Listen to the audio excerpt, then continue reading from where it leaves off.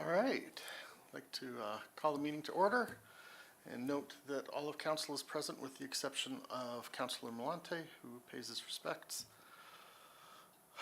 First off, or first thing on the agenda, additions to the agenda. See you. Oh, Acting Mayor Usician, members of council, I'd like to change 16.2 to 16.4. New 16.2 would be legal opinion, personnel under FOIP, section 17, and a 16.3, municipal inspection, FOIP, section 24.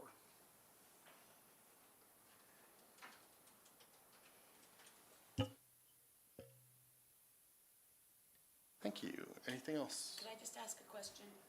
Mr. Lowe was 16.2. Does that coincide with it last meeting's, the direct administration to contact the town's legal, counsel with regards to the, getting a legal opinion with regards to the departure of the CEO? Councillor Harris, yes, it is. Okay. Yeah. All right, any other additions or omissions? All right, all in favor to the amended agenda? Sorry, there's been no motion yet for the amended Sorry, agenda? right. I'll make the motion to adopt the agenda. Thank you. All in favor? All right. That's done. Adoption of the regular meeting minutes of council, February 26, 2025. Can I get a motion? I'll make the motion to accept the minutes of the meeting from February 26, 2025. Thank you, Councillor Barry. Any omissions or additions or errors? All right, seeing none. All in favor?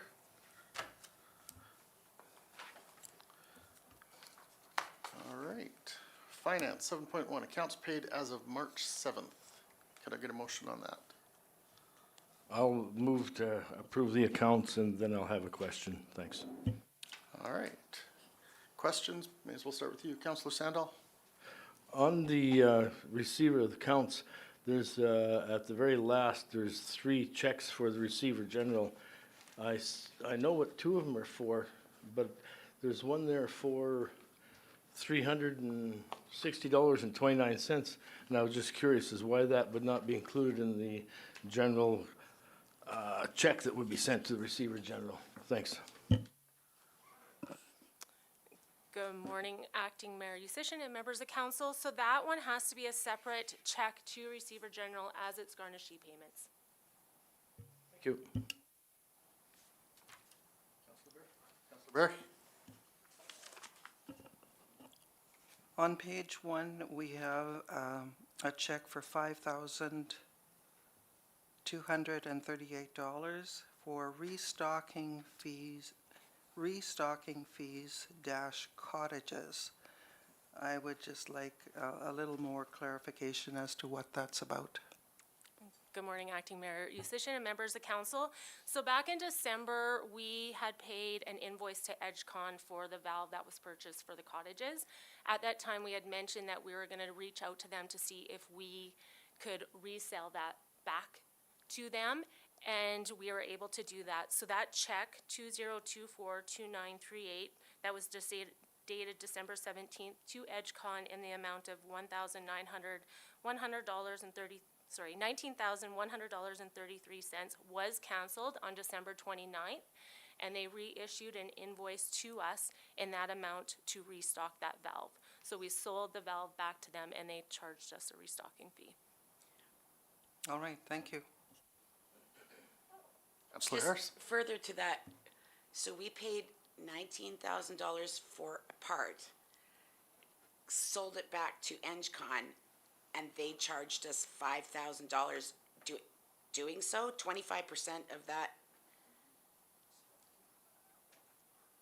Is there any more restocking that we need to do? Nope, that was it. So we canceled that invoice completely. That check was canceled. And then for them to take that valve back, it was a restocking fee of just over that $5,000. Wow. Okay.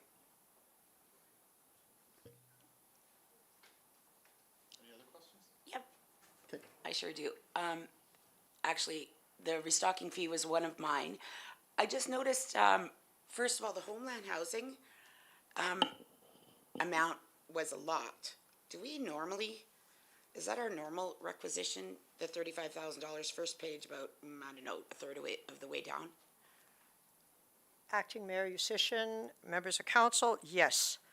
That is our requisition fee that we pay on a yearly basis, and it's added to the taxes yearly as well. But we pay that usually in March or April. Okay, thank you. What do we advertise with Kenner Media?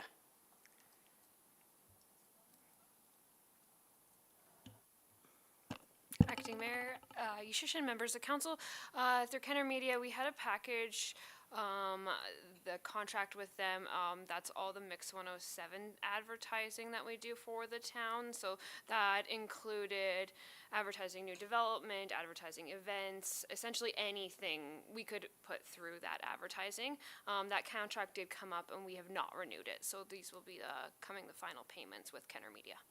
Okay, thank you.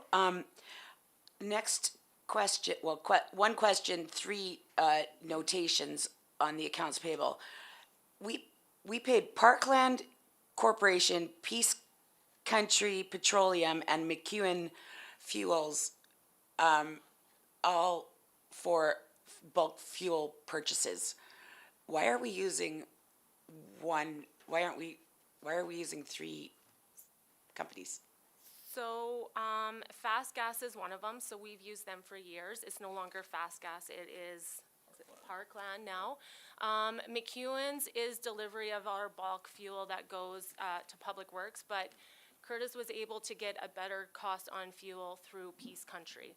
So that is why we're going through Peace Country now, because we were able to get better rates. So are we gonna go through Peace Country for all of them now? Acting Mayor Yushishin, members of council, Councilor Harris, yes, for the diesel fuel currently, we're gonna be sticking with Peace Country fuel, and that's just for the bulk diesel at the town yard. We were able to get about a 7.5 cent per liter discount under what we're paying at McEwen's, so that's why we made that change. So that's the difference there for those two. Okay. I noticed on here that there was a Pure Later check for LAPP and Mr. O'Malley. What did we send to Mr. O'Malley, and did we pay him out any type of his LAPP contributions? Acting Mayor Musician, Councillor Harris, members of council, that was some, when we cleaned out the office, there was some personal items that remained that we couriered to Mr. O'Malley. They were his own personal invoices, et cetera, et cetera. Okay, but it also said LAPP. LAPP, that was, we couriered their checks to during this mail strike, and that's just come, the bills just come. Okay. I have another question. Where are all the consulting charges, the fees for the consultants, Dorado Investments, P3 Consultants? They told us to hold their invoices. They don't want to get paid at the moment. Oh, how come? You will have to ask them that question. I don't know. Are they still doing work for us? Because Mr. Horner attended a meeting with us yesterday. Yes, they are doing work for us. They told us to hold their invoices, not to pay it at this time.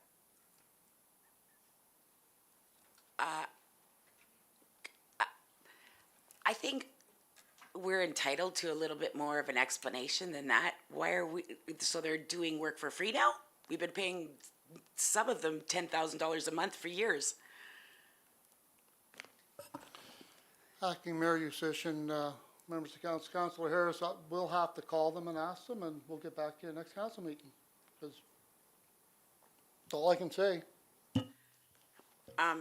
Okay, when will you, can you report back at the next council meeting then? Okay, moving along, I'd like to know, considering, the information that we got with regards to the Heartland Commons project and the fact that we are not getting the money from the extension on our debt limit, why are we paying any types of preliminary work on the Commons project going forward? I noted that there were some for select engineering, et cetera. We've sunk in thousands of dollars, hundreds of thousands of dollars in prep work for this project, and only to find out that we don't get the money that we've asked for.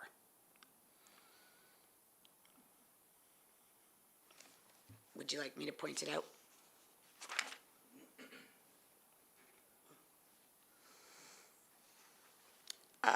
Page 2 of 4, halfway down, select engineering consultants, check for $2,519.74 for the Heartland Commons PO. I don't know what that means, but nonetheless, it's the Commons. Why are we paying anybody anything regarding the Commons project at this point?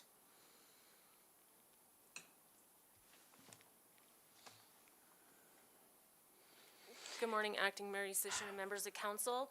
I believe that's a continuation of the last 2 years that we've had that project going with them. So if you look at the invoice number, it's 1-23063 Heartland Commons. That means that that contract started in 2023.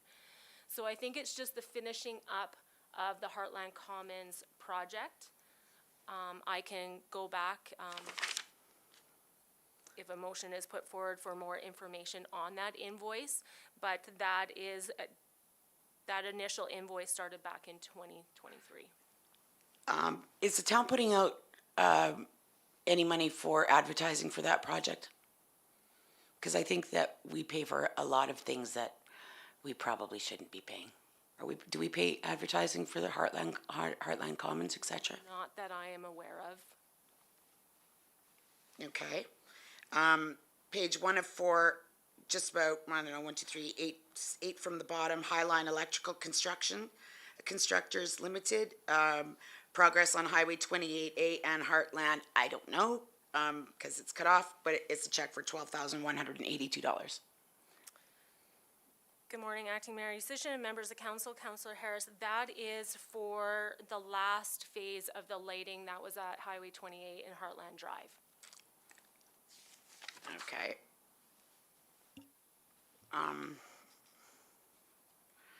Wow. I think that's enough for now. Thank you. Okay. Any other questions? All in favor? Just a question then, Councillor Harris, are you putting forward a motion on regards to the consulting fees and select engineering? Yes. I would like to make a motion that council direct administration to report back on the status of the consultants and why the fees were temporarily, I assume, stopped to them. That's my motion. Any questions about that? I have, okay, which consultants are you talking about? P3 Partnership, DeRuyter Investments. So which partnership is that? Doug Horner, Jeff Johnson, and Doug Griffiths have been doing consulting work for the town on the projects, and they're lobbyists that we pay. Mr. Horner attended the meeting with us yesterday in his capacity as a consultant. Understood, okay. I was just curious as to which specific questions you're asking. DeRuyter Investments, Gary Wetch is a consultant with DeRuyter Investments, and I believe that we paid $5,250 roughly a month. Oh no, maybe that one's a little bit more. And then the P3 is about $5,200 a month. We haven't paid him for 2 months, I don't. Any other questions? Councillor Barry? I would like some clarity on the motion. I would like to know why we're not paying them and yet they're doing work for us. Okay, so your motion is that you would like clarity on the P3 partnership consultants? No, I just want to know why they decided to stop billing us and yet continue on working for us. Okay, so repeat your motion. Can I? Yes, please. Councillor Harris moved to direct administration to return with information on the absent consulting fees normally charged to the town and the reason why they are not present in the current accounts payable listing. Is that right? Okay. Okay. Any other questions? We have a recorded vote, please. All in favor? All opposed? Thank you.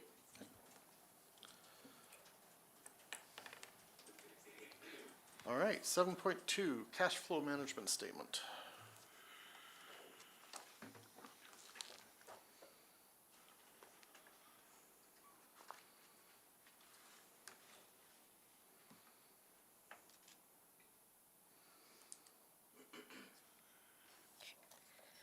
Acting Mayor Yusish, members of council.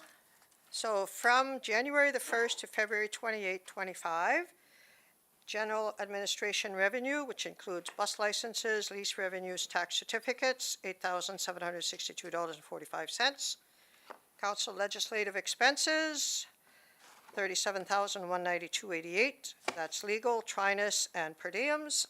General administration, $441,206.87. That includes salaries, benefits, severance, office expenses, yearly GIS, yearly Voyant Alert. OH&S, $6,254.42.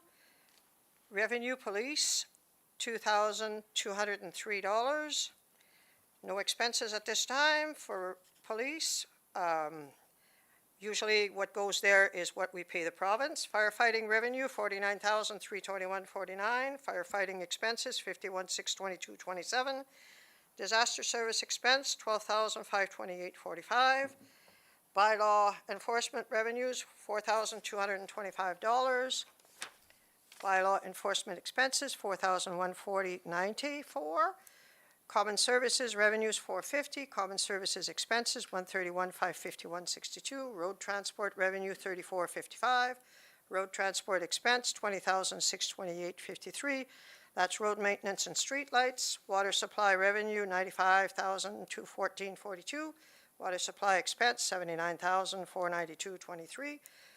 Sanitary revenue, $66,440.62. Sanitary expenses, $27,181.34. Garbage revenues, $30,670. Garbage expenses, $15,355.73. FCSS revenue, $28,190.02. FCSS expenses, $44,083. No SALK revenue. SALK expenses, $12,272.30. Cemetery revenue, $1,250. No expenses at this time. Planning and zoning, $251,757.98. That includes the sale of the Learning Center. Expenses, $66,463.02. Community and Bloom revenue, $305.40. No expenses. Common services, community services expense, $25,204.34. Rec and Parks revenue, $375,206.05, includes the rec grant from Sturgeon County. Recreation Park expenses, $38,966.50. Fitness expenses, $29,686.73. Arena revenue, $61,812.92. Arena expenses, $58,010.28. Arena concession revenue, $900. Curling rink expenses, $10,160.04. Facilities revenue, $1,547.50. Facility expenses, $22,231.66. Museum, which is electrical, that's an expense, $4,610.81. So, Learning Center expenses, $228.12. Resource Center revenue, $1,142.86. Expenses, $24,982.37. Culture revenue, $40,768.30. Expenses, $30,934.41. Library revenue, $6,180. Expenses, $42,328.31. Municipal taxes, $1,001.10. Grants, $100,707.68. Net tax and requisition, that's the check to Homeland Housing, $35,076.98. With a difference of $148,805.31. The Arena mortgage, $2,495,000. MSI grant, $435,230. CFAP grant transfer in a separate account, $1,145,250. Alberta Water Wastewater, $325,000. Outstanding checks at the end of December, $611,208.12. So expending, ending cash increase of $848,771.88. In the bank at the beginning of January, $77,574.42. Adding the cash, $926,346.30. So cash increase of $848,771.88. All right, can I get a motion? I'll move to accept it as information. Any questions? Councillor Harris? Thank you. I'm a little confused because this is being reported by department as opposed to by account. Should we not see a consolidated income statement report that itemizes the town's total revenue and expense accounts? We did, that's what this is. No, this is by department. Yeah, well, if, and at the bottom, it tells you the expenses and the revenues that were there.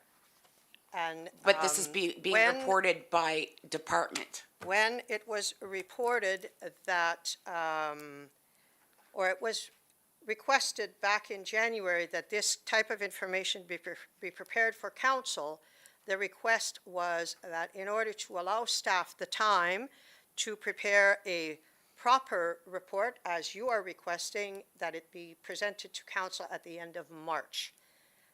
This was done quickly because the motion was made at the last council meeting that it needed to be now.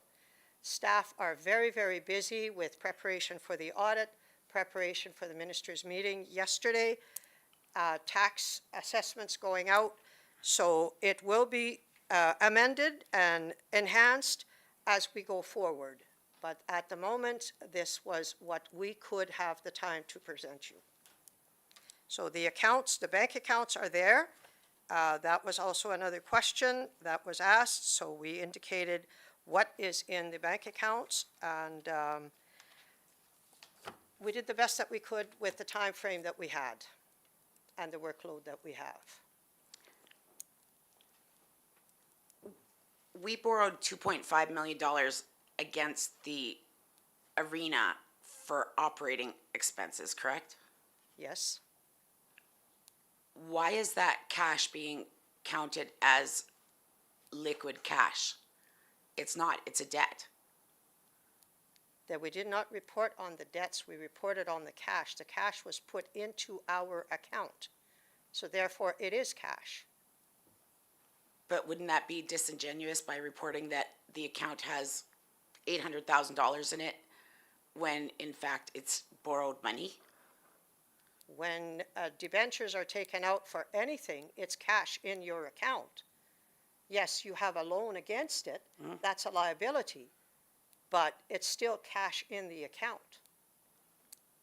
Okay, well, my second question is, I believe that the loan was for $2.5 million. In here, the arena mortgage is being reported as $2,495,000. Where's the other $5,000? Those were the fees that were needed to pay for the registration of the mortgage. To who?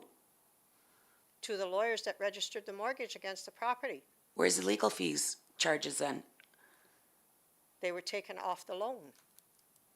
But shouldn't there be some sort of accounting for the $5,000 being earmarked as legal fees to?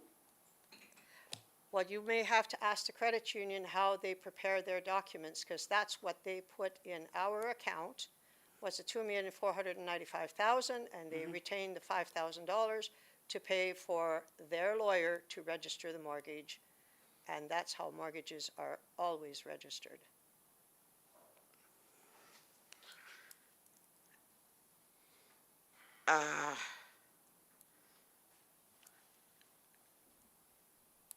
Does everybody else understand this? Is this clear as mud for you guys? You do? Oh, okay. That's interesting.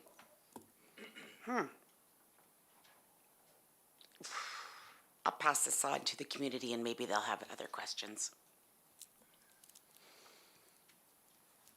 I do have one question, just for clarification. In a couple of places, you mentioned that the revenue side included a grant of some sort, but then at the bottom, you specifically have grants identified from other revenue from own sources. What's the difference? Okay, some of these grants came, they don't record as operating grants, they report as capital grants, but it's still money that is brought into the bank account to pay for some capital. So the MSI grant, for instance, Acting Mayor Usician, that is grant monies that we received after the motion that you allowed administration to apply for the full amount that was outstanding. That money is slated for Memorial Park in 2025. So those funds have been set aside in a separate account for that. That would be under a different line item than the grants at the bottom. Well, no, it's showing at the bottom as an MSI grant of $435,230. But then the CFAP grant transfer, which is, there's a plus and a minus. Okay, so that 435 went into a separate account with the CFAP funds. That's all been allotted in a separate bank account plus the interest. Sorry, I think maybe I'm not clear on my question then. Above that, you have an other revenue from owned sources with total grants of $100,707.68. Okay? What page are you on? On the last page, it's Yeah. like 3 above where the Okay, I will, summary is. Okay. find out what that is.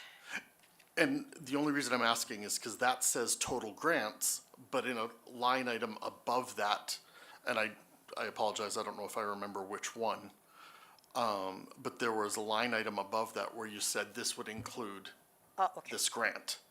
My corrections, Acting Mayor, so that $100,707 is penalties on taxes of $36,918.34, and ATCO franchise fees of $63,789.34. Oh, so those aren't actually grants? They're not grants, no, Okay. that's a typing error that we will correct. Okay, thank you. All right, any other questions? Can you just explain what the brackets mean? I'm not an accountant, so I mean, I have an idea in some world what the brackets mean, but Well, one's a debit, one's a credit. Yeah, so I- Credits are money in the account, and the mortgage is a loan. I would have to ask my staff who prepared this on my behalf.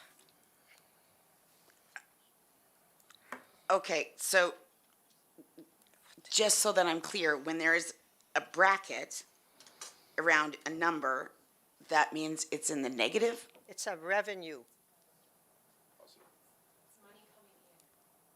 Is a bracket. Yes, And then, so no bracket is money going out? correct. Oh. Okay.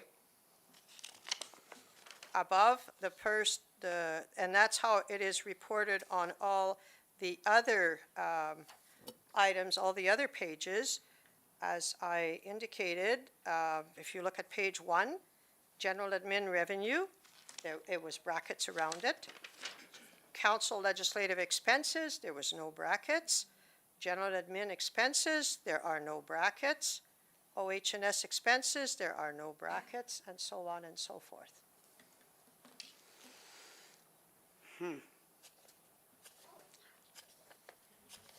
Wow. So this is gonna be expanded upon then in the near future? Yes, it will. As we have the time to prepare it, we shall. That was the whole intention of requesting council to approve that these reports be provided to you back in January. I guess what I was expecting to see is account A had X amount of dollars in it at the beginning of the month.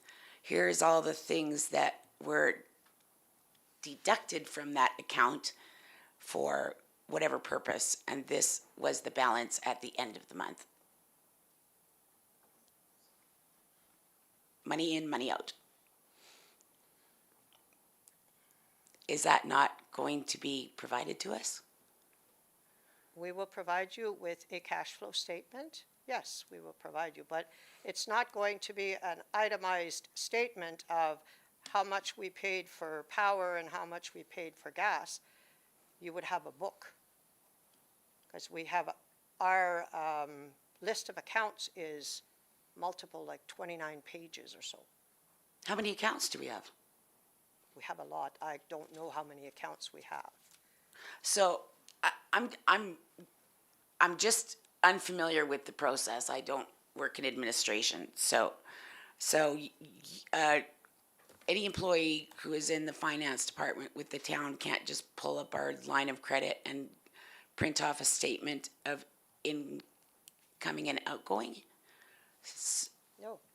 There's only a few employees that have the authority to check what the bank account is. Okay. There are 2 employees that have that capability. And the bank statement is checked daily. That is the first thing that I do every morning when I come to work, is I check the bank accounts, all of them. Okay. Well, then we'll move along and see how this goes. Thank you. Any other questions? All in favor?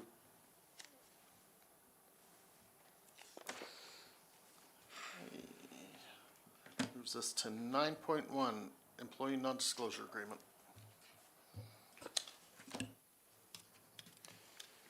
Acting Mayor Yusish, members of the council, non-disclosure agreement. The purpose of this report is to respectfully request council give consideration to the information provided by administration surrounding confidentiality contracts and municipal code of ethics. Background: at February 26, 2025 regular council meeting, council agreed to table item 10.3 non-disclosure agreements until the agreement could be provided for council's review.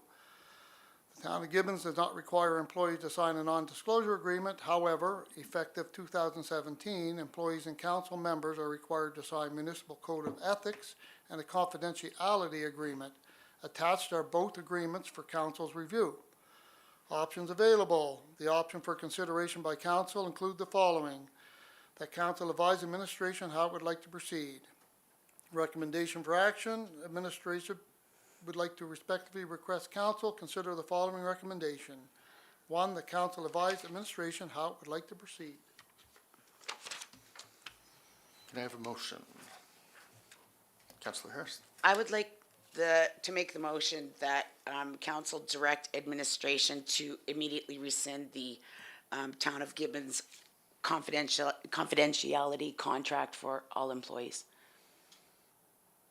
I think that if we have a whistleblower policy and a confidentiality contract, they are in contradiction of each other. How can you have a whistleblower policy and yet say that an employee can't report on anything regarding the accounts payable or receivable that they feel it necessary to report? I could be wrong, but I think they can both live in conjunction with each other, where the non-disclosure agreement, the confidentiality side of things, is external to the organization versus the whistleblower is internal to the organization. Well, not necessarily, because the town employees can't report to council directly under normal circumstances. Unless, if I recall, when we get to the whistleblower portion of it, if you saw in there, there was an exception. If the complaint was against the CAO, then they would have to approach council directly. Anybody know why this was brought in 2017? Or was that Mr. O'Malley again? Actually, sorry, that the confidentiality agreement, and et cetera, code of ethics are under the MGA, so that's why that's part No, of. not this. Yes, Could you show me? what it says right here. Effective 2017, employees and council members are required to sign a municipal code of ethics and a confidentiality agreement. Where are you? I'm just, this right here, request for decision? It's under the statement called Are background. you on the non-disclosure agreement? Are you on the non-disclosure agreement? Yes. If you look at the statement saying background, the Uh-huh. second paragraph under that.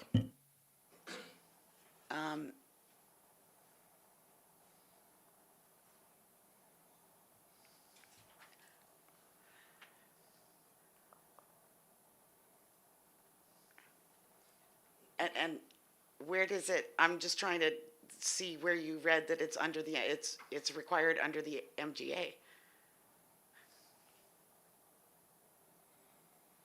Yeah, point it out. But that just says to sign a municipal code of ethics. Where is it indicated, what section of the MGA? I have no idea.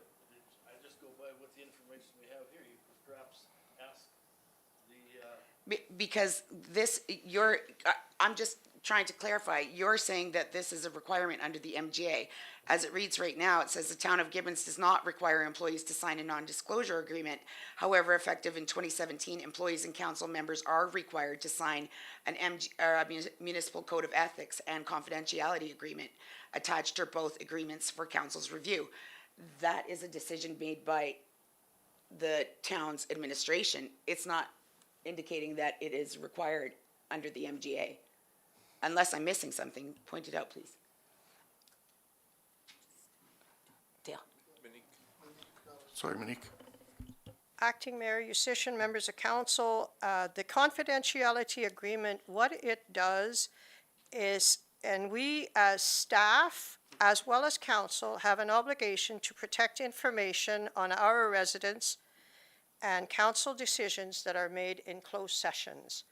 And that's what that protects from, that's what, as a staff member, you sign saying that the confidential information that you will come across during your daily duties, you are not allowed to divulge that outside of the office.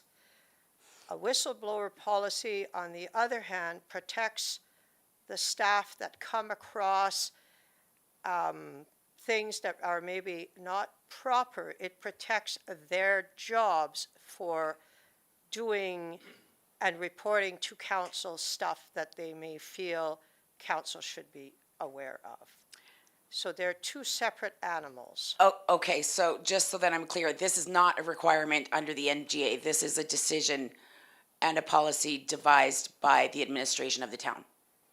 I have been working for municipalities for many years, and I have signed those since back in 1990. Okay, Confidentiality agreement prevents me coming across personal information, information of all kinds on our residents, on our staff, on members of council, and under the Freedom of Information Act, this protects that if I divulge that information, I can be charged. okay. But Councillor Sandal just said it's a requirement under the MGA. So that is incorrect then. This is just a policy. I could not attest to that. I don't have the MGA in front of me. But in my experience, confidentiality agreements have been signed in numerous municipalities. And the reason being, it's, as a resident, I don't mean to interrupt you. I understand the reasoning, administration's reasoning for it. I'm just asking, I mean, if this was created in 2017, Councillor Sandal indicated that it was a requirement mandated by the MGA. But when, if that be the case, when was it mandated? in the MGA? Because, and did we have one prior to 2017? I don't know. I could be wrong, and this is only my gut speaking, because I don't know the MGA like the back of my hand. But I would think there's gotta be something in there, not necessarily specific to employees of the town, but specific to council, that we must keep. Sure, council, but this isn't confidential. council, this is the employees. But this, what was mentioned is the code of ethics was signed by both councilors and employees. No, That's what it says. But- All municipal councils and employees shall. And but we don't here- have to sign it. We're mandated by, under the MGA. We are mandated to keep Correct. all in-camera, et cetera, information Correct. confidential. So we don't have to sign anything. It's already, we are governed by the MGA. This is a policy. I just would like to know if it's mandated by the MGA that the employees sign it. If it is, what section and what happened prior to 2017? Because this said that, I mean, it indicates that administration created this policy in 2017. I just don't want to have the employees feel as though they come across information that may be detrimental to the municipality, and they feel, and they have no place to report it to That- without fear of losing their jobs. That's my concern. That's the whistleblower policy, not the confidentiality agreement. Councilor Berry? Yeah, that is what I was about to say. I have no issue at all with either of these documents, and we will be looking at the whistleblower policy later on in the agenda. If it appears that there is something in that whistleblower policy that would necessitate that the whistleblower be able to provide information that is confidential according to this document, then we can adjust it appropriately. I could be, These two documents I see as totally acceptable. The whistleblower policy, we can look at to see if there's any discrepancy that might prevent employees from reporting wrongdoing, and that might include confidential information as it's presented here. I could be wrong, but I think we might be able to accomplish what you're looking for if we amend, or have administration amend this contract to specifically state that if it's marked as confidential or identified as confidential, that strictly means to external to the town of Gibbons or council. I think that would be prudent. I agree. Yeah. I think that makes sense. Because they, you know, we may not know something that's, we may have the ability to know within our powers, but if an employee comes across something that is earmarked confidential in their world, we can know, but we don't. Yes. Get it? So yes, I agree.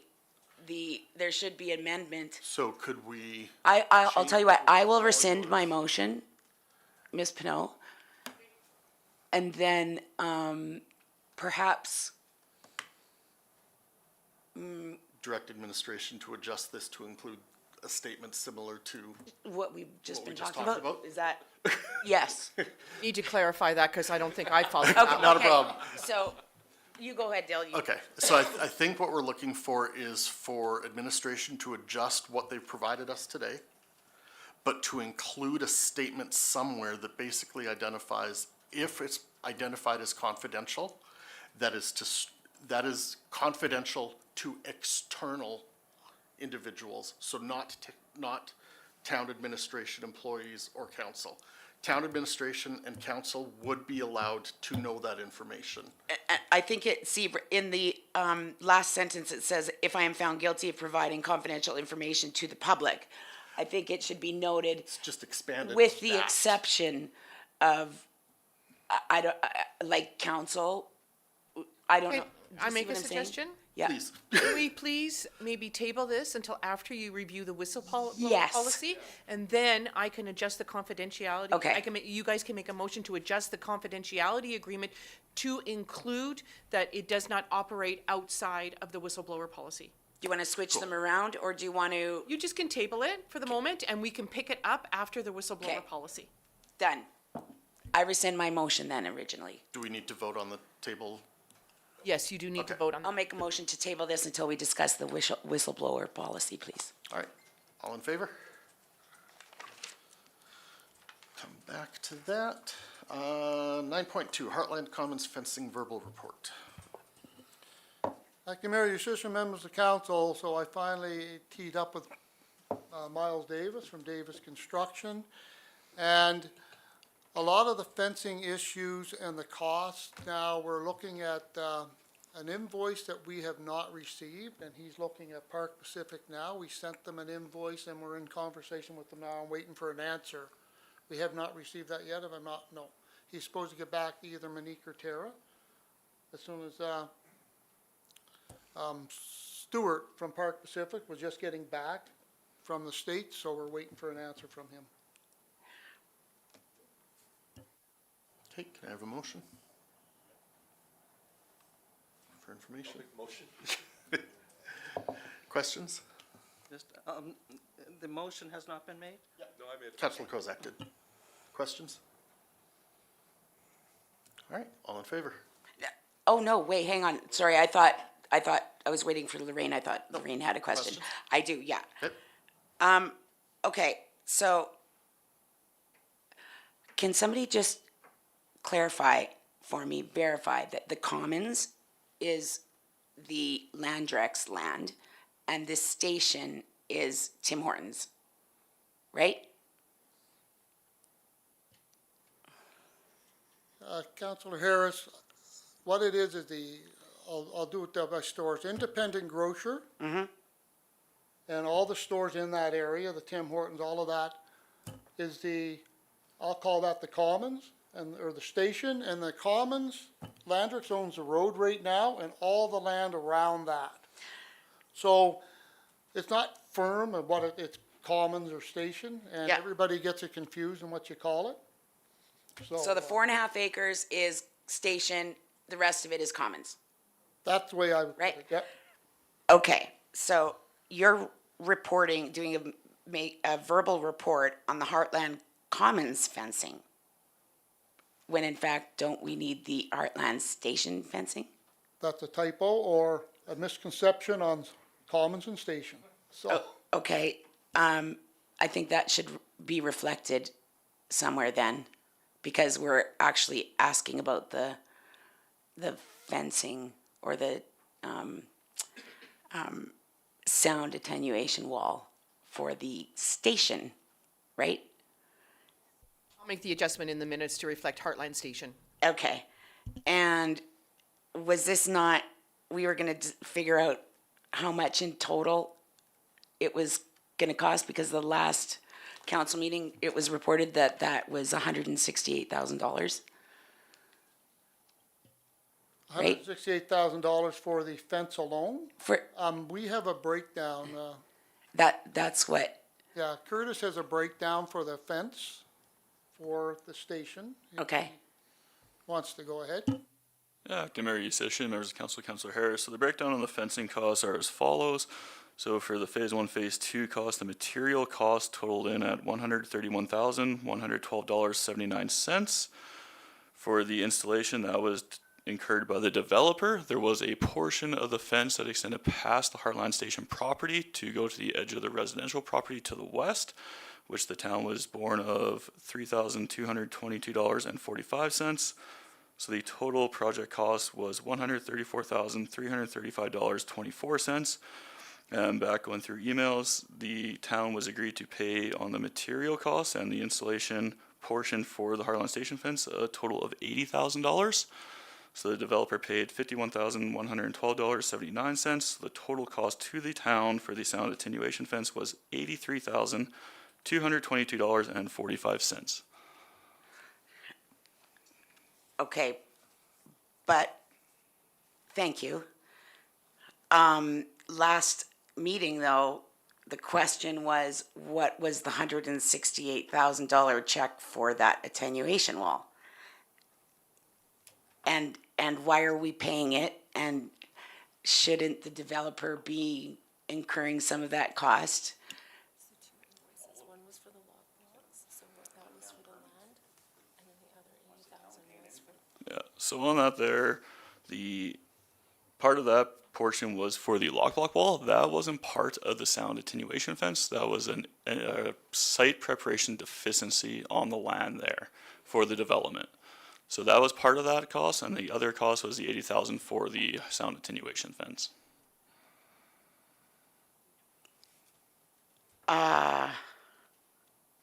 Okay. Do we have a written agreement between the administration and the developer about who's paying what? Because it was, the reason why this is on the agenda to begin with is because there was a check for, if I recall correctly, it was $168,000. What is that for? Sound attenuation wall. Why are we paying it? How much are we paying it? There's a deal between the developer and the town to split the costs. What's that deal? And Tara? So I'll just explain a little bit on the 164,000 that Ms. Councillor Harris is speaking about. So there was actually 2 invoices included with that check. So one invoice was what Curtis just mentioned, the lock block system, which was to get that piece of land to developer grade.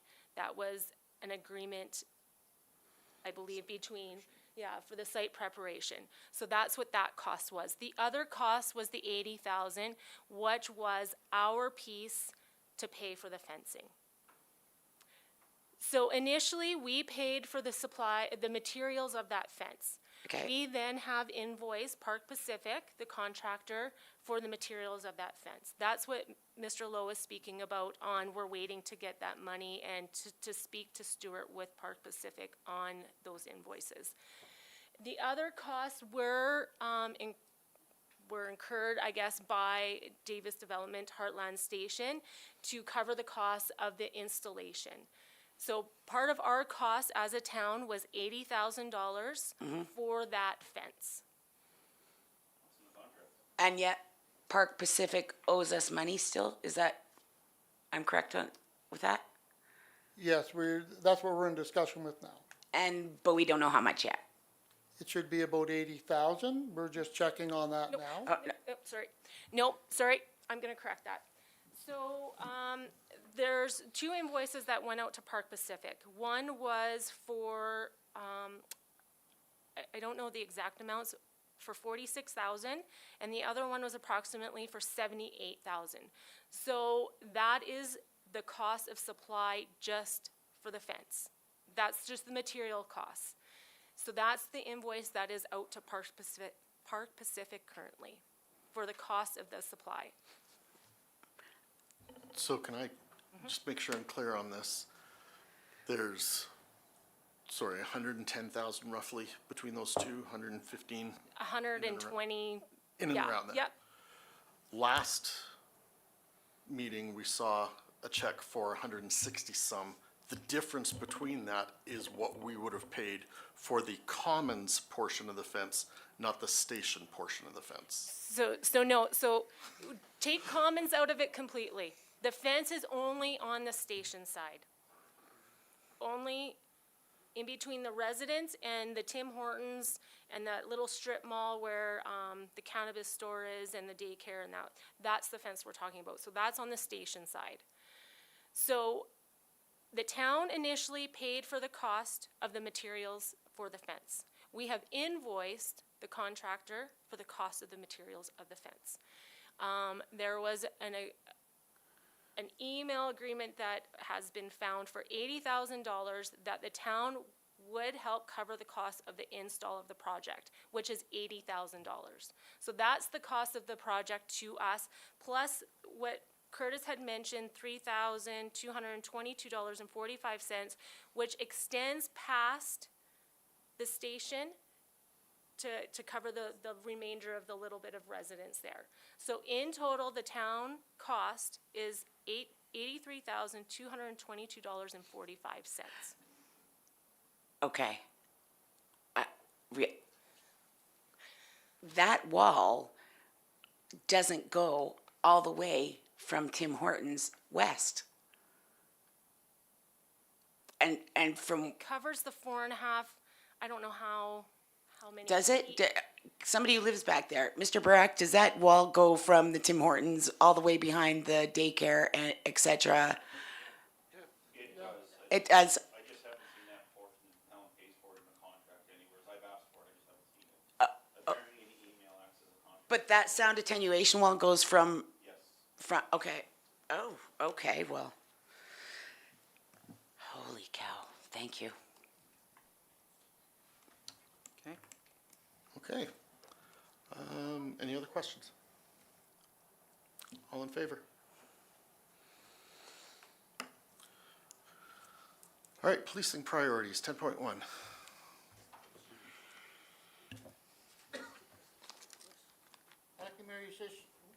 Acting Mayor Yusish, members of council, the purpose of this report is respectfully request council provide Staff Sergeant Darcy, I'm not gonna try to pronounce his name, with direction as to see the priorities RCMP to focus on in 2025-2026 fiscal year. Background, the staff sergeant is seeking input from the town of Gibbons as to what it believes are priority policing issues the detachment should face their attention on. The RCMP is seeking feedback from all municipalities inside their detachment. Council has previously defined the policing priorities to be crime reduction, community engagement, traffic safety, and employee wellness. Recommendation for action, administration would like to respectively request council consider the following recommendation. The council provide administration with direction as to what council would like to be the priorities over the next fiscal year. Can I get a motion? I'll make a motion. Okay, what's your motion gonna be? Because we need to decide on what, Council.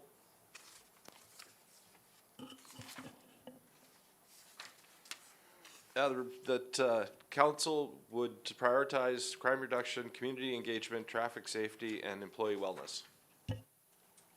thank you. Any questions or any thoughts on things we could add or remove? Don't we usually decide on this when we get the report, the quarterly report from the RCMP? Like, talk about this with the RCMP? And then, you know, I think we did last time, but once we talk to them, they tell us Mayor what. Yusish, members of council, Councilor Harris, if I'm not mistaken, he's looking at coming on the 9th of April to a meeting, the staff sergeant. Actually, the next meeting. The next meeting, okay, he couldn't make the 9th, the one after that. So it'll be an evening meeting, he'll be here. Could I make a suggestion then, rather than council determining the priorities for policing, put this on hold and put it on to the next Table meeting till after we 23rd? talk to the RCMP, and then we'd have a better idea of where they're sitting at as well? do we know, does he like require this in a timeline? Or can he continue with what he's been doing until we have a chance to talk to him? They'll continue with what they're doing until you talk to them, and he'll probably mention the same things, so. Well, Yeah, you but you know, can talk to I mean, them we and- have screws on Williams Park, so who knows that we're gonna have undercover surveillance there. That could be a priority, just saying. Okay, so would you be willing to change the motion to table it? Table it till the 23rd? So you'll need to rescind the motion and then move to table. Okay, I'll rescind my motion and table it for the next council meeting with the staff sergeant. So that would be April 23rd's meeting, correct? Maybe you should, what if he doesn't He's show coming up? March 26th, which is your next regular March meeting. 26th. For sure, for sure? Oh, Yes, I have him Okay. scheduled on the agenda. Oh, good, okay. For the March 26th meeting then? Okay. any questions? All in favor? All right, bylaw, ALT 2-25, short-term borrowing bylaw for the hydrovac truck. You missed? You missed 10.2, Acting Mayor Yushishин. Oh, I checked it off, sorry. 10.2, community services grants. I'm gonna recuse myself for this.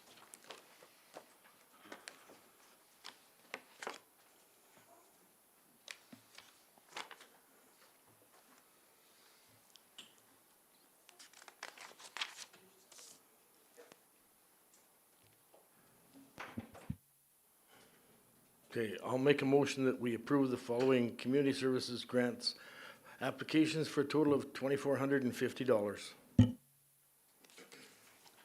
Thank you, Councillor Sandal. Any questions? Councillor Harris. What is Shine Beyond Limits, a division of SPSD? Acting Mayor Yushchishin and members of council, Councilor Harris. So that one is, the project is workshops for siblings of children with support needs. And if you give me 1 sec, I can get a little bit more detail on it here. So they're calling it SIB Shops, and specifically designed to provide a supportive and engaging environment where siblings can come together to share experiences, learn from each other, and gain valuable coping skills. The workshops will be facilitated by certified staff and include a variety of activities such as group discussions, recreational activities, and creative arts. The primary objective is to acknowledge the unique challenges faced by these siblings and to empower them with the emotional and social tools necessary to thrive alongside with their brothers and sisters with special needs. And this is under a division of Sturgeon Public School Division.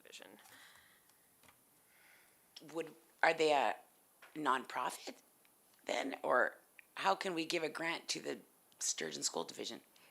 It's not, it's under the school division, but it is they are not yeah, they're a separate identity from them. So who administers the program?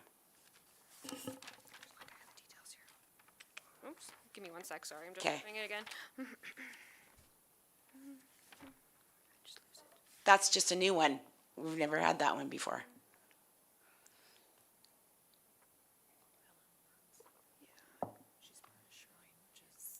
So Shine Beyond Limits is the name of the organization that's under the division, and they are their own entity under that. So I have like a contact and everything, but it's the actual organization is called Shine Beyond Limits. They've been in the community for a while. I'm not sure when they got started, but this is the first grant we've. Yeah, it was post-COVID, I believe. Is this the first time they've applied for this a grant then? From my understanding, yes. I would have to, I don't want to guarantee that. I'd have to go back and look for the last few years, but I believe they may have applied for one more, but I'm not sure. I would have to go back and look through the prior years. Okay.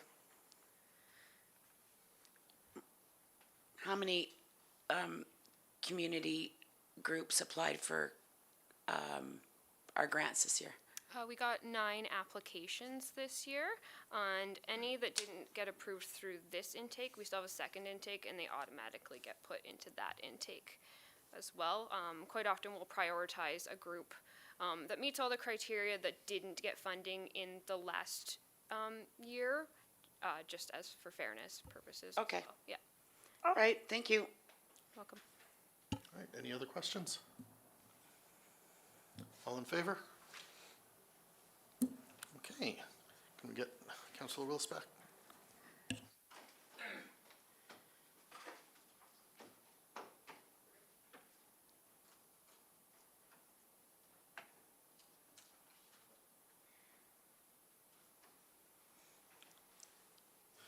Okay, now we get to move on to 11.1, bylaw ALT 2-25, short-term borrowing bylaw for the hydrovac truck.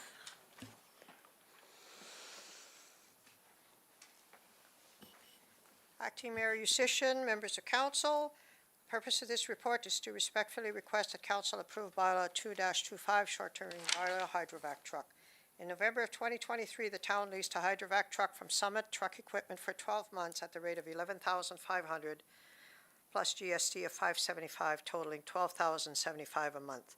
The agreement was that 70% of the lease payments for the first 6 months and 50% of the second 6 months would then go against the price of the truck.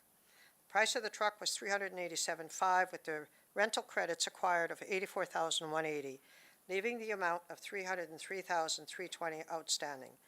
Presently, the town is paying the lease of $11,500 a month, receiving no credit for these payments as a 12-month agreement has expired. At the January 22nd council meeting, council instructed administration to prepare a borrowing bylaw to finance the purchase of the truck from Service. The present debt limit worksheet has been prepared, and the town does have the ability to enter into such an agreement.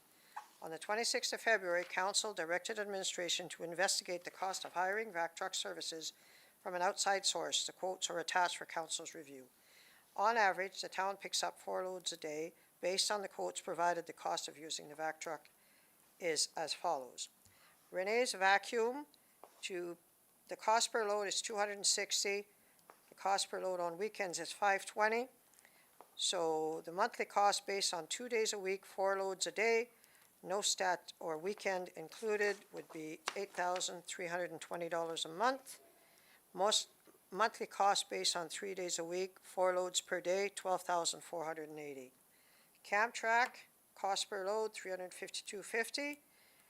The cost per month would be $11,280, and if you're looking at 3 loads, it's $16,920. The cost of purchasing the truck through the loan is $303,320 for 5 years at an interest rate of 4.99. Interest payments per month, $1,261.31. Principal, $4,513.37. Total payment, $5,774.68. The yearly cost of renting the vac truck at the present lease rate is $138,000. The yearly cost of purchasing the vac truck is $69,296.04, a savings of $68,703.96. As stated above, the current lease is $11,500 plus GST. A town-owned vac truck will also aid in events such as mainline backup. The vac truck gives the option to keep the backup to a minimum and reduce pressure on resident basements, reducing the town's liability. At other facilities in the town, the vac truck is used to clean out the sump pits in vehicle bays, arena bays, curling club, etc. The vac truck also has the potential to be rented out to other municipalities as a source of revenue. Administration is respectfully requesting that council consider the following recommendation: that council give second and third reading to bylaw Alt 2-25, short-term borrowing bylaw hydrovac truck. Thank you. Can I get a motion? Councillor Barry. Yes, I move that council give second reading to bylaw ALT-2-25, short-term borrowing bylaw, hydrovac truck. Any questions? Councillor Sandal. The only question I have is that, okay, if you're gonna switch to Rennie's Vacuum, are we guaranteed to have a vacuum truck when we need it?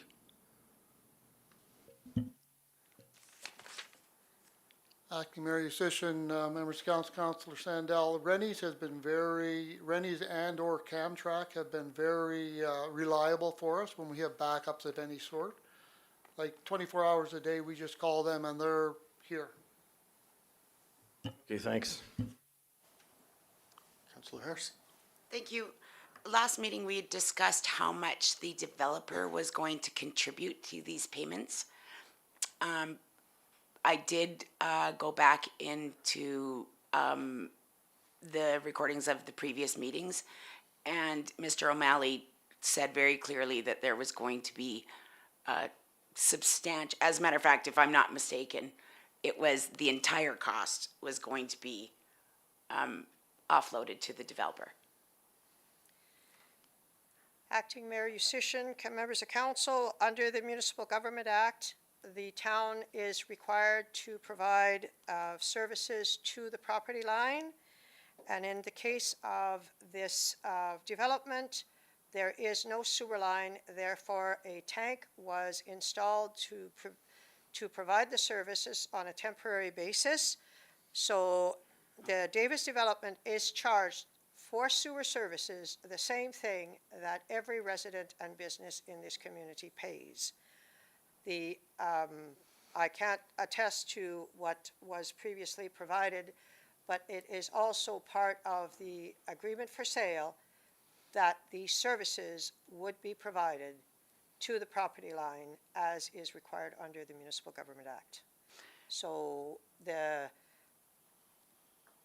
developer or the buildings on that property are, according to the Municipal Government Act, has to be charged the same thing as everybody else. So the over costs of the use of that truck will go against the profit that was made on the sale of that land. No, that's not at all what was discussed in previous meetings. At all. I mean, we had a whole report last meeting where we were told that Davis Developments pays $600 and some a month for the fee for the sewage fee. We pay $11,000, and we're supposed to be recouping the infrastructure costs from Davis Developments. We front the cost, they pay us back. That's how it's supposed to work. So in the interim, if there's no sanitary lines, which I do believe that was also stated in a previous meeting that they were in. I can show you that. There's a recording, but anyways, so what is reported right now was not what was asked last meeting at all. Acting Mayor Yusish and members of council, Councilor Harris, I think what we were talking about last meeting, the holding tank is the end of the sewer line. It is not on the development property. It's just outside. The sewer lines I think you're referencing to are the ones in the station itself. The ones from the Tim Hortons, A&W, all run to the holding tank. They may be the lines you're thinking about, because there's no other sewer lines that run from that development. They're the only ones in ground there. Then they run to the holding tank. The hydrovac truck goes to the holding tank, sucks it out, takes it to our system and dumps it. Okay, so now the story is, because the infrastructure is not there, we are solely responsible for the $11,000 a month payment for the vac truck and the services of that it According to the MGA, and we just looked this up, is that the municipality provides a service to the property line, which we did. So, yeah, and then, now we have to pay to empty it. Because we did what we had to do, and we had to dispose of the raw sewage into our system, and that's how we did it. They bought a hydrovac truck, or a vac truck, it's not a hydrovac. why aren't there lines to that development? What happened? Why aren't they there? I cannot contest to what happened or what deals were made. I was not privy to any of that. Well, so I can think only that move considering ahead. the financial state that the town is in right now, it is absolutely irresponsible to make an agreement to spend another $300,000 on a truck when we don't know what the agreements were made by the previous CAO or anything of the sort. I mean, wouldn't anybody bother to ask where are the sewer lines? We're supposed to put them in. We paid for them to be put in. Why aren't they put in? Oh, we didn't? No, we never paid for sewer line to go in from there to our main system. What did we pay for then? That holding tank. So, And the developer paid for all the in-ground system in the development to go to the holding tank. and so is this a forever thing then? Are these, is this how this development is gonna be handled? No, it's not, because we wouldn't be able to sustain any more development there. It would have to be another sewer line coming down. Yeah. On the west side of the town. Oh, The is one that that from is the the- commons that we're getting the new? Well, it would have to be right through from 44th Ave, right down along 51st Street, around by Landing Trail School and out to the. But isn't the expectation that there be a new, some sort of, lift station or something in the commons area? There will be a booster station. Is Somewhere that, by Landing Trail School, if it comes in, if I remember the plans correctly. yeah, But the sewer line will be gravity fed from there to our line. so the sewer, the completion of the sewer system, the sewer lines in the station is contingent on that or the booster station being built. No, it could be gravity fed from there. The booster station was to help, or that was for water. Booster station was for water. We don't need a station for, a booster station for sewer, it's gravity fed. My correction on that, the booster station was for water flow. Oh. Wow. So we don't know when the sewer lines are gonna be put in the station. No, we don't.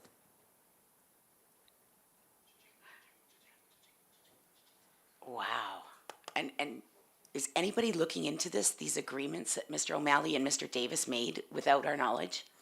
That's what I'm doing with the fence and everything else, and it's a chore. I am looking into all of these agreements and seeing who's who in the zoo and what's where. Well, for goodness sake, I think that it would be irresponsible, again, to approve a purchase of a hydrovac truck for $300,000 that the taxpayers are going to be shouldering when we don't even know what the agreement was made between Mr. O'Malley and Davis Developments. So that's all I have to say about that. I am not in favor of this whatsoever. I understand what you're saying. My concern is that we're currently paying $11,500 for a lease. If And we we're pay drop- that for the next 3 months, and it takes us 3 months to be able to figure out what the heck deals, backdoor deals were made, so be it. It's not committing to $300,000. Councillor Berry? In my opinion, we do have to make a decision on whether or not we're going to purchase the truck, simply because it's financially prudent to do so. I think we need to do it. The town is obligated to provide something, whether it be a vac truck or a sewage line, to take away the sewage from that development. That obligation is there no matter who said what. So You're I right. think we have to. I'm not get- suggesting that we stop. Excuse me, Councillor Harris, I'm speaking. It is our duty to proceed prudently. If there is information coming forward as to what may or may not have been agreed to, we will deal with it at that time. But for now, I believe we are making a prudent decision in going ahead with purchasing the vac truck. I respect your opinion. Any other questions? Yeah, if we if we approve the purchase of the truck, 3 months down the road, we find out that it's not feasible to have it, we can always sell it. What would it be worth roughly? Does anybody have any clue? And if there's a restocking fee? We would have to appraise it, get it appraised to see what it's worth. I wouldn't be able to say that off the top of my head. I do have another question, if that's, thank you. The other question that I have, I noticed that, in the, 1 minute, let me just get back there.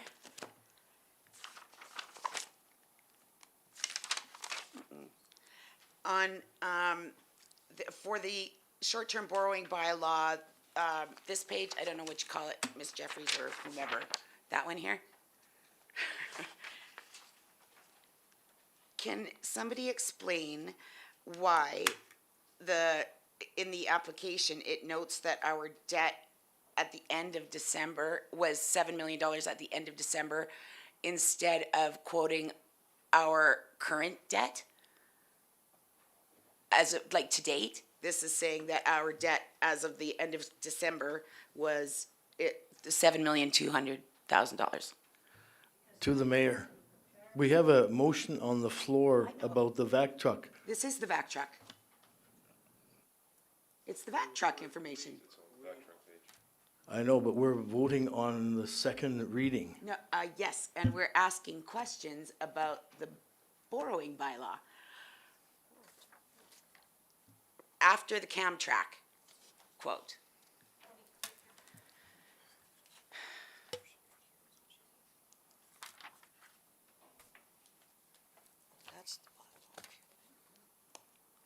It says the rental credits earned, provincial grants, debentures, total cost $387. Okay, so you're wanting to know why the principal amount of the debt to the municipality is $7,259,801? Like, when we drop these documents here, why are we not saying what the debt limit is currently at? Because To that's date. how it is, it's as of December. And then, and when this was prepared, there was no $2.5 million loan, and it's been read like this for the first time already. So what's our debt at right now? What's our total debt at right now? well, 7,259,000 plus 2.5. The end of February of 2024, our debt limit was about $14,700,000. We have that's why we're making the request to go over our debt limit, because we have I'm just wondering, how do we pay down our debt? We're incurring more debt. I want to know where the old debt went, how we paid it off, and We pay off debt every time we make a payment. Ms. Jeffrey, at the end of February of 2024, it was reported that our current debt was sitting at about $14,700,000. Who And that- reported that? At the council meeting, we were $300,000 away from our debt limit. And then we're not. No, because we've acquired some, every year the debt limit changes because of the revenues, because of the assets that you've accumulated, because of the debt that you've paid off. That is a moving target, the debt limit. And as every time you make a payment, your debt limit goes down. Okay, but the debt limit and the total debt owing are two different things. The debt limit is like the line of credit. We have a $15 million line of credit. Our total debt owing was $14,700,000. I'd have to go and check the documents to see what the total debt limit is. We're working on that actually for the audit. Okay, but we were at our debt, almost at our debt limit ceiling, which is why we were requesting from the provincial government an extension on our debt limit. But that has changed, Councillor Harris, drastically since last year. Right. Last year, it was $14,700,000 with a debt limit of $15 million. This is saying our debt is $7 million as of the end of December 2024. That's the debt that we have That we owe. owing. Yes. Where did we pay off $7 million of debt between February of 2024 and December 2024? Okay, so in 2023, we were looking at 2022 year-end statements. Yeah. If you recall, in the audited financial statements at the end of 2023, the debt limit drastically changed because of the local improvement tax that were added as a receivable, which changed the debt limit in a drastic way. Last year, so the $14 million and stuff, that is, we were dealing with an old debt limit and old debt. Now we're dealing with a new debt limit, and the numbers change Okay, but all the time. So you're going back to something that was said last year. Our debt limit has changed, and it changed when the auditor. I'm not talking about the debt limit. Right now, it is, in this document, it says that our current debt. That's what it was when I did all of the debts. Right. And that includes the lines of credit that we have as well. I figured them out. That's why it's in those numbers.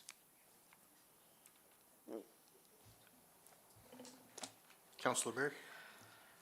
I'd like to bring us back. Our procedural bylaw states that any council member speaking to a particular motion speaks twice, once with question, one in debate.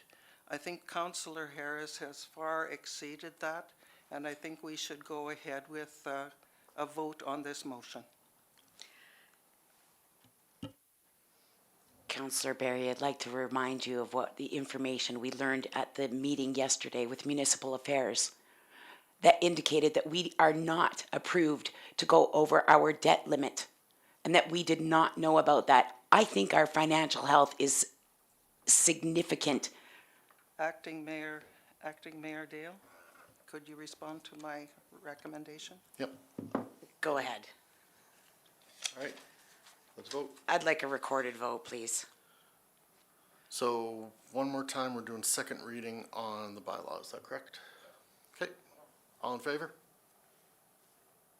Opposed? Okay, can I get a motion for third reading? I'll make the motion for third reading. Any other questions? Recorded, please. All in favor? Opposed? I'd like to request a 10-minute recess, please, if possible. We've been here for 2.5 hours. Anybody else? Pardon? An hour and a half, but yeah. Oh, We could sorry, do- yeah, We could do 10 minutes. right, oh, yeah. Okay, an hour and a half, it seems longer. Is that good? Anybody have any objections? No, we can recess.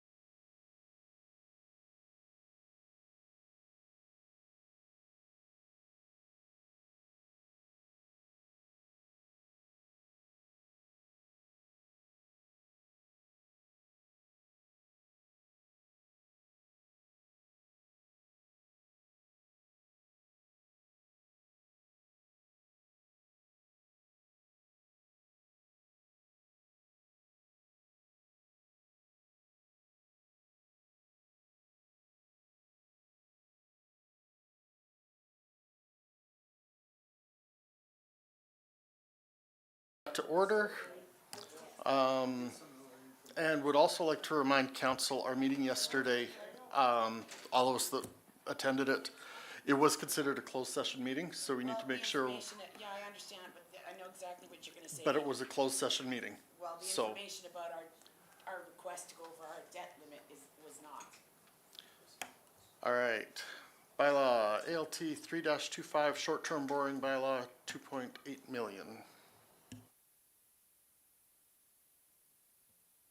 Acting Mayor Yusish, members of council, the purpose of this report is to respectfully request that council give consideration to adopting bylaw ALT 3-25, re-establishing a revolving line of credit of 2.8 million that can be utilized to offset capital expenses.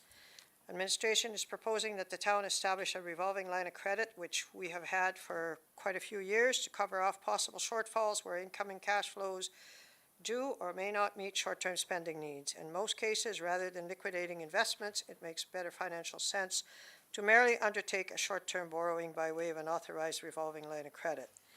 The negotiated line of credit is available year-round and generally will be used in situation where there is a gap between the beginning of the business year and when the full tax collection cycle begins, in specific situations where short-term capital funds are required, land purchases, that sort of thing. So the town can take advantage of opportunities that present themselves from time to time without having to exhaust funds held in reserves. Further, to be able to utilize a revolving line of credit may significantly reduce the cost of borrowing, as the town will only pay for what it uses versus having to pay the full term interest owing on debentures, even if the town is in a position to retire the principal ahead of schedule. It is important to note that there are minimal to no standby charges or administration fees for having a standing line of credit in place, and that the town will only pay for the actual usage when funds are accessed.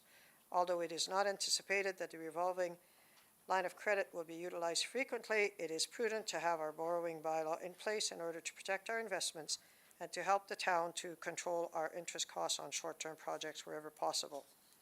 Since 2021, administration has been bringing forward this bylaw as it expires at the end of March. It is a requirement that council establish this revolving line of credit through a short-term borrowing bylaw each year. Administration respectfully requests that council give consideration to the following: that council proceed with the establishment of a revolving line of credit in the amount of 2.8 million by giving bylaw ALT 3-25 short-term borrowing bylaw first reading. I'll move first reading of bylaw alt 3-25. Thank you. Any questions? Councillor Berry? Yes, has the amount of this borrowing bylaw changed since last year or other years previous? No, it has not. Acting Mayor Yusish, members of council, it's been at 2.8 million for 2 years now. Okay, thank you. Councillor Harris? Two questions.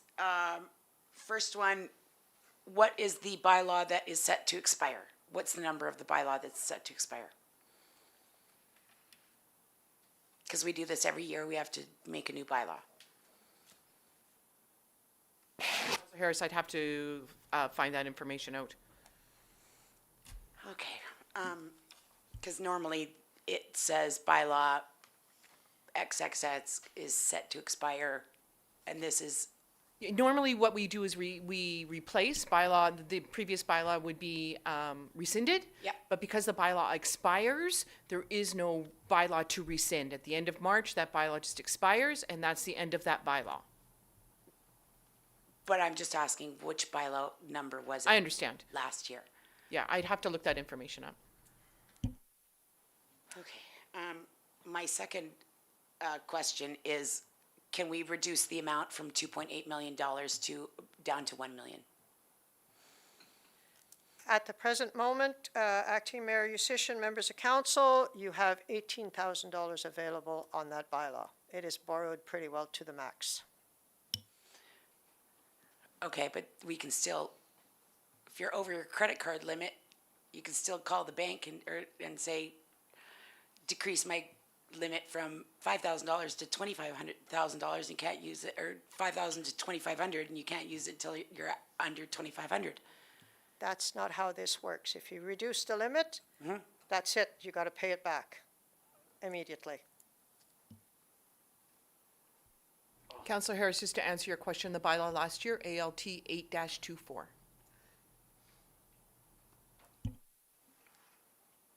And isn't there another one? We have a second line of credit for $1 million? That is correct, Councillor Harris, and it is at max as well.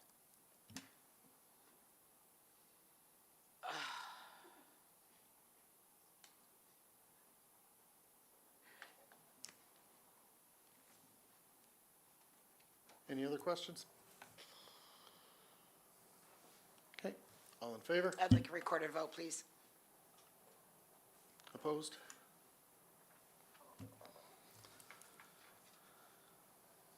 Okay, can I get a motion for, oh, no, we're just asked for first reading. Okay. All right, policy GA 84-25 whistleblower policy. Acting Mayor Sisson, members of council, the purpose of this report is to respectfully request council give consideration to policy GA 84-25 whistleblower policy. At the February 26, 2025 regular council meeting, council directed administration to draft a whistleblower policy upon investigation into various similar policies. Administration is providing the attached draft policy for council's consideration. The options for consideration by council include the following. The council approve policy GA 84-25 whistleblower policy as presented. 2, the council advise administration how it would like to proceed. Administration would like to respectfully request that council consider the following recommendation. That council approve policy GA 84-25 whistleblower policy as presented. All right, thank you. Can I get a motion? I'll make the motion. I move that we approve the whistleblower policy as it has been presented. All right, any questions? Councilor Barry? Well, actually, when I read it, and this is the former teacher, English major speaking, there were a number of edits that I would make to it. None of those edits would change the meaning, but it would just improve things. One of the things is under the purpose, wrongdoing such as environmental issues. That environmental issues is not a wrongdoing. Anyway, Councillor Barry, I would like. wrongdoings would include things you see somebody dumping something into the water Yes. system or the sewer Yes. system? Yes, That would include but the environmental wrongdoing would be something to the effect of breaking bylaws concerning environmental issues. The issues themselves are not the problem, it's what the people are doing about them.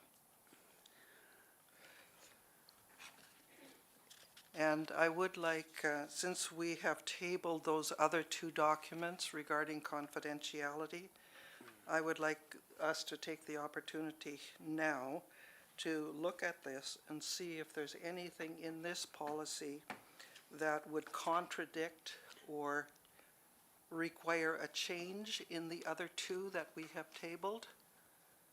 Right at the moment, I don't see any, but others in the group may. Councilor Harris? Thanks.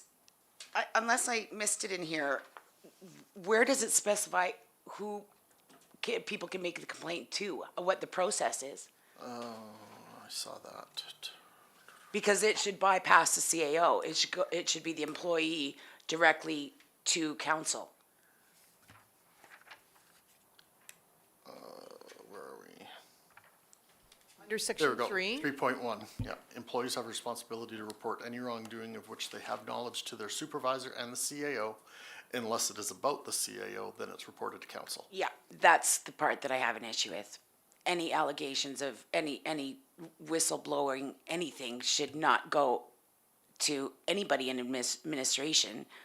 It should go to council. That's the whole point of it. Right? Like, I mean, that's the whole point of the whistleblower, to be anonymous, because there's no mechanism for an employee to tell somebody other than administration, meaning council, the final decision makers, what's going on. So, I mean, this is suggesting, I mean, the reasons surrounding Mr. O'Malley's departure is a prime example. If there was a method that employees could bypass any type of supervisory role, person in a supervisory capacity, including the CAO, it should go directly to council, not through administration whatsoever. Employee directly to council. What? Honestly, I don't know if I agree with that, only because our only employee is the CAO. Well, The that's, CAO I the realize CAO that, runs though. the organization. Yeah. And The is CAO is ultimate doing responsible- shady stuff with their money. So you expect an employee to go and report, No, because it's about the CAO. okay? Yeah. They would then come directly. What if it's to about the us. second person in charge then? Then the CAO should be able to deal with that. Dale? Councilor Mayor? I think this could be strengthened or improved by something further along that says, if the whistleblower is not satisfied with the follow-up from their supervisor or CAO, they have the opportunity to bring the issue to council. I think we're an escalation process, not a starting Yes. process. Yes. That was not my intention when I brought this forward. In larger organizations, employees have the opportunity to either go to their union, and because they're represented by their union, therefore they're protected insofar as the excuse me, the possibility of being under threat of losing their job, or they have a dedicated HR department, which even at that is questionable sometimes because they still are employed by the organization. This, my point in this was to enable the employees to bypass going through any administration personnel whatsoever and make their, I mean, we're asking employees to talk, to basically out somebody about, you know, wrongdoing. Why on earth would they go and tell the person that could possibly fire them? Because they can't be fired for it. Well, they could. No, they can't. There is, where are you? Technically, they can't. But I mean, you got to think about who came forward and the circumstances surrounding the CAO's departure. Mm-hmm. It went years of activity that went undisclosed to council because individuals were afraid to lose their jobs. This way, that eliminates that concern for the employee, and they can submit a confidential complaint directly to council. And I do understand that. My concern is, are we in contravention of the MGA that specifically states Well, then we are perhaps not rather permitted than to involve in operational? Well, then perhaps rather than voting on it, we could take this back, make some suggestions, administration could find out the exact legislation, and then bring it back, because, you know, an employee telling their supervisor who then tells the CAO about something that they see shady is just as much of them exposing themselves. Councilor Sandal, you had a question? Yeah, just, I don't know, referenced back to a number of this. Instead of this person or this employee has a problem with the CAO, et cetera, I don't believe coming to council is the right answer. I believe that it should be submitted directly to the mayor, and the mayor then can take the further investigation or reply. But the mayor would still have to notify council that it came in. Yeah, but the thing is that you're only going to one person. Well, but this is not saying that it goes from employee to the mayor either, and then the mayor bring it forward to council. This is saying that unless it's about the CAO, that's the only time that it goes directly to council. Otherwise, it has to go through the chain of. So I agree with you if you're saying that the employee take the complaint to the mayor, and then the mayor disclose it and discuss it with council. I agree with you. But that's not what this is saying. So, perhaps we should not make any decisions on this right now until we do some further investigation on it. Dale? I'd definitely be in favor of that. I definitely want to probably double check with legal to ensure that we're not contravening the MGA. Well, why don't we just go and look at other municipalities and see what they have? There are So lots. there's no guarantee they're doing it right? So that's what I did do in the research for the whistleblower policy, is research other municipalities. Yeah. And Acting Mayor Yushishin is correct. Your only employee is the CAO. Right. So having employees go to council contravenes the MGA that you're only responsible for the one employee. So I understand your position. How, as an employee, could I go and complain about my boss to somebody who may not necessarily hear that? Yep. I get that, but there is provincial whistleblower legislation as well, which we are unable to contravene. Yep. Right? It's because it's provincial legislation. Right. So this is other than, if you want to try to find a way to tighten up what we have, but having employees go and report to council outside of the CAO does contravene council's responsibility with their only employee, the CAO. Could we add in here something about an escalation process? We sure could, if the answer is unfavorable, where you would go with that. I can see what I can find, what other municipalities do as far as escalating that. But again, I understand we're focusing on the CAO and his previous actions. Employees did go to leadership, and leadership did take it to the mayor, which was about the CAO, and I agree with tabling this until everyone has had a second chance to look at it. Okay, Might I also request the provincial, to get just some information on the provincial whistleblower policy and see exactly what that encompasses? yeah, I can definitely print that out and send, or I'll put a link in an email and then send that out to council this afternoon. Okay.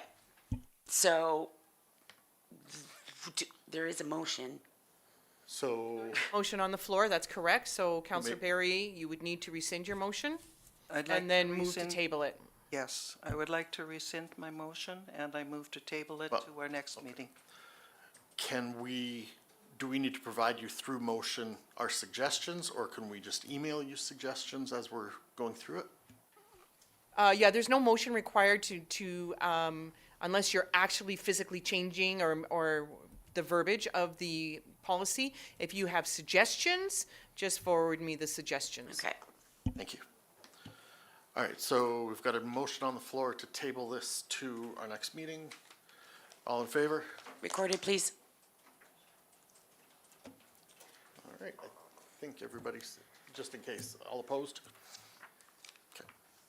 I will remind you that you do have a tabled item here now at 9.1. Yes. And that if you wish to move that until the next meeting, till after the whistleblower policy, I will need a motion for that. Yeah, so we have tabled 9.1 employee non-disclosure agreement. I guess the first question, and I don't know if I can ask a question before motion, but first question would be, did you see enough in the whistleblower to make you feel comfortable about voting on the non-disclosure? I would just suggest, why don't we table both Table it of to them? both? Okay. Then I'll need a motion to table that one. Do to we our next vote against the initial no, we've tabled it to here. Okay. I'll make the motion to table the, oh gosh, help me out. Employee non-disclosure. Yes, thank you. Employee non-disclosure agreement, policy decisions to the next council meeting. All right, all in favor? Committee reports, or staff reports, sorry. Stephanie, you're up first. Acting Mayor Yushishin, members of council, our Women's Day event was a great success. We had over 70 registrants for that event. The Rainbow program is now open. It closes March 28th. Just an update on our youth center. We've been hitting capacity, I think, almost every single night, with the exception of a couple nights where they were like 2 away from capacity, which is fantastic. And that's all I have. Monique? Acting Mayor Yushishin, members of council, corporate services has been working really, really hard on the audit, working on the 2025 operating and capital budgets and cash flow management, as well as preparing some documents to bring forward to council in the next couple of meetings. Curtis? Good morning, Acting Mayor Yushishin, members of council, public works, water meter changes as appointments are made and as time permits, stormwater drain clearing as needed, equipment maintenance and repairs as necessary, and the flower program letters for the flower barrels around town will be going out soon to businesses. Acting Mayor Yushishin, members of council, fire department, so we're at 39 town calls and 35 county. We went through a rash when the nice weather hit of MVCs for some reason. Seems like the roads get nice and people don't like to drive on them. On the CAO side of things, a lot of meetings, internal budget meetings. We meet with Select on different things. Landrick's development, we're still working with them on some things. Public School Division on a new school. We have another meeting this Friday with them. We've been going about every 2 weeks, meeting with them. P3, we met with them.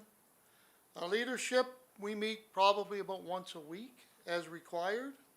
And then yesterday, the meeting at the Minister's office. All right, can I have a motion? Councillor Barry. I'll move that we accept the administration reports as information. Any questions? Councillor Harris. Thank you. Mr. Lowe, what was the discussion with regards, or with the school board regarding? Councillor Harris, they're looking at a new school and they're looking at locations. And we have Plan A and Plan B, because Plan A was over by Lanning Trail School in the field out there. Yeah. And because of that sewer water line doesn't go in, we were looking at a Plan B, and Plan B would have been, we're looking at over by Gibbons School. In the same site? In the field there, that area, and Okay. the same site. And they actually, when we talked to them, I mentioned a Plan B, and they said that was their Plan B too. So we're working together with them on that. Okay, is that gonna be brought to council for council's opinion with regards to the location of the school? Once we get all the details, and if they want to go through with it, Okay. I'll let you know as soon as I get, when it gets close to the, okay, we think we're going to do this now, then I'll bring it to you and give you the whole design and everything that they were looking at.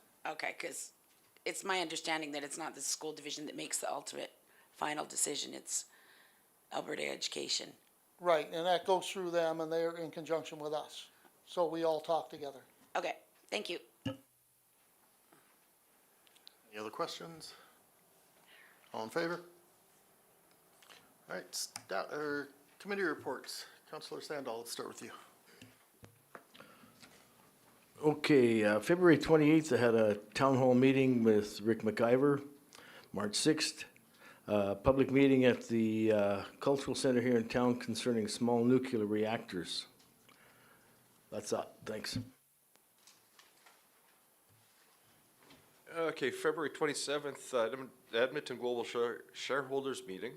February 28th, at Edmonton Salutes Committee meeting, followed by the budget briefing with Minister McIver.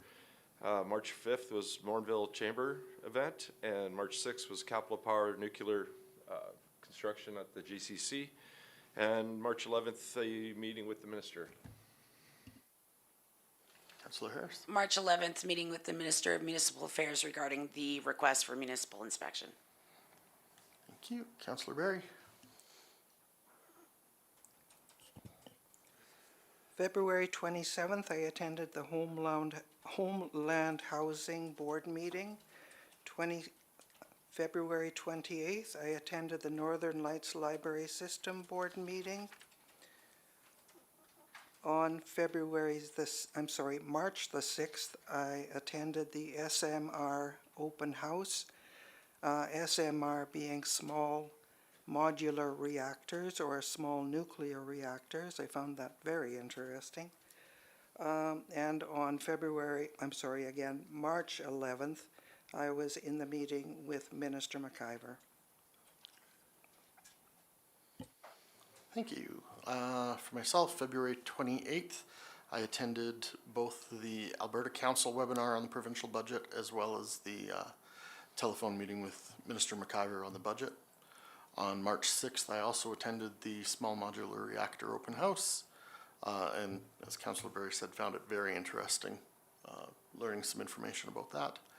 And then yesterday, March 11th, the meeting with Minister McIver. Can I get a motion? I'll make a motion. All in favor? All right. Can I get a motion for us to go into closed session? I'll move to go into closed session. All in favor? All right.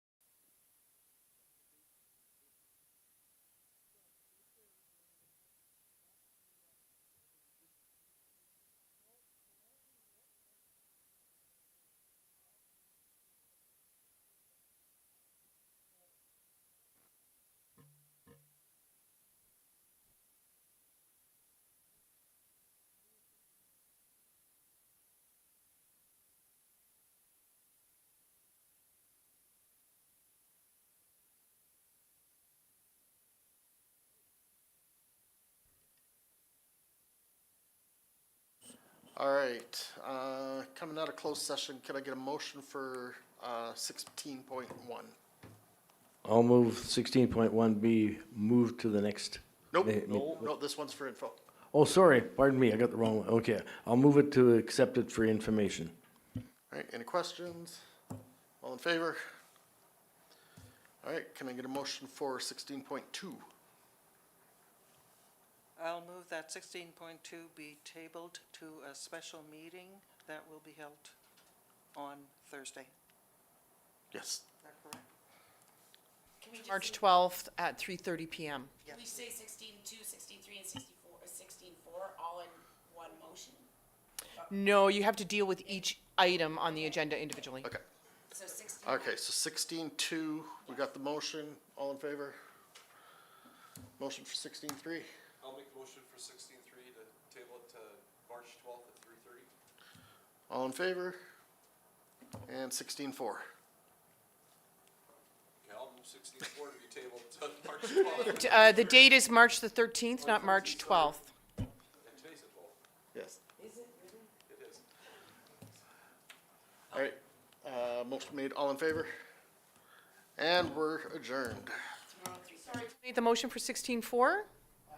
I have Counselor Kozak making it for 16.3 and for 16.4? Thank you.